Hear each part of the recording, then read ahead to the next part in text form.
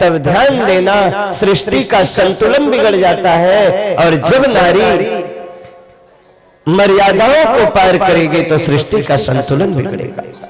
जब सीता ने लक्ष्मण रेखा की मर्यादा को पार किया तो रावण जैसा आतताई सीता का हरण करके ले गया। इसलिए नारियों को मर्यादा की सीमा में सदैव रहना चाहिए। भक्तों,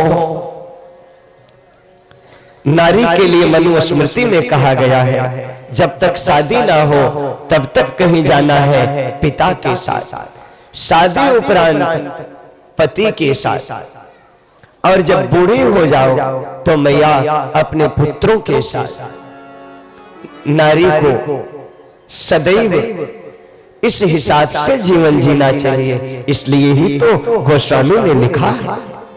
तो मैं निवेदन करूं, इन सब बातों पर बहुत प्रभाव, बहुत इधर उधर के विषयों को जुटा करके किसी को हीन दृष्टि से देखने का कार्य नहीं है।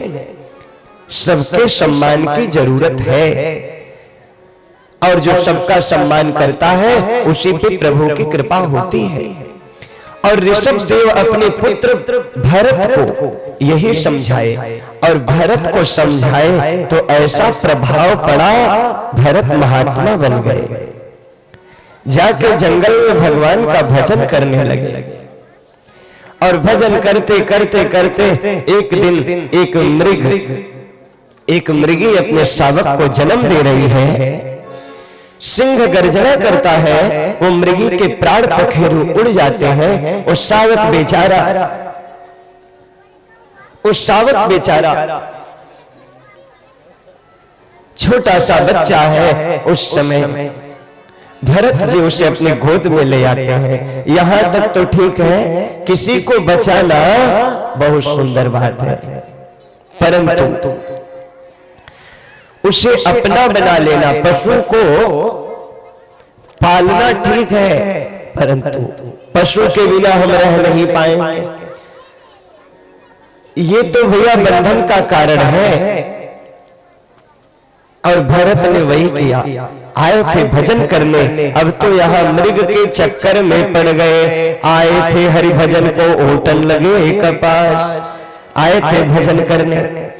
एक दिन मृग बड़ा हुआ, अपने झुंड में चला गया। अब भरत जी क्या करें? अब भरत जी महाराज उसी मृग को याद करने लगे, और मृग को याद करते करते करते भरत जी को मृग बनना पड़ा।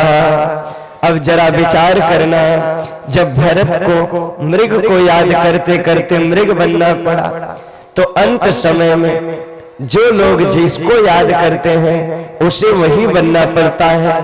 कुत्ते को याद करोगे तो श्वान बनोगे, बिल्ली को याद करोगे बिल्ली बनोगे। जैसे भावना होगी वैसा फल मिलेगा। भरत निकले थे भजन करने, परंतु आज देखो बेचारे मृग बन गए। तो जीवन में कब कहां से परिवर्तन आ जाए। एक महात्मा है, कथा सुनाते हैं, ध्यान से सुनना। एक महात्मा जी थे, कथा सुना रहे थे। वो बेचारे अपने आश्रम पे अकेले रहते, तो शिष्य जन आके कथा सुनते। अब महात्मा एक दिन शिष्यों से बोले कि जब मैं पूजा पाठ करने बैठता हूं तो घर में चूहा है, बड़ा परेशान करता है। तो शिष्यों ने परामर्श दिया, गुरुजी बिल्ली पाल लीजिए। अब गुरुजी बिल्ली पाल लिए। अब भैया बिल्ली पाले हैं तो दूध तो बिल्ली को पिलाना पड़ेगा ना, चूहे तो खत्म होने लगे।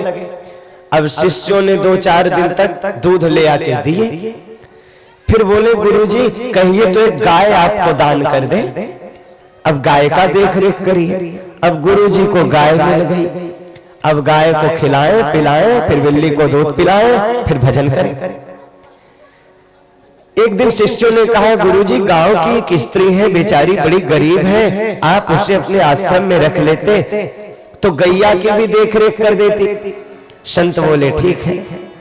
अब उस स्त्री को भी संत के आश्रम में जगह मिल गई। 2-4 महीना बाद गांव वाले आए, बोले बाबा आपके विषय में अलग अलग लोग बातें करते हैं, अब एक काम करें, बेचारी असहाय है, जब रखे हुए हैं तो विवाह कर लीजिए। अब बाबा आए थे भजन करने, लेकिन अब बाबा का विवाह हो गया। अब भैया विवाह हुआ, कुछ काल बाद 2-4 बच्चे हो गए। एक दिन एक महात्मा आए, बोले महाराज आप तो भजन करने आए थे, यहाँ तो पूरी लंबी गृहस्थी बना के बैठे हो, कैसे हुआ? बोले जीवन में सब कुछ करना, लेकिन बिल्ली मत पालना। बोलो राधे राधे। ये बिल्ली पाल लिए तो इतना गड़बड़ हो गया। श्रोताओं, जीवन में कब आकर्षण हमको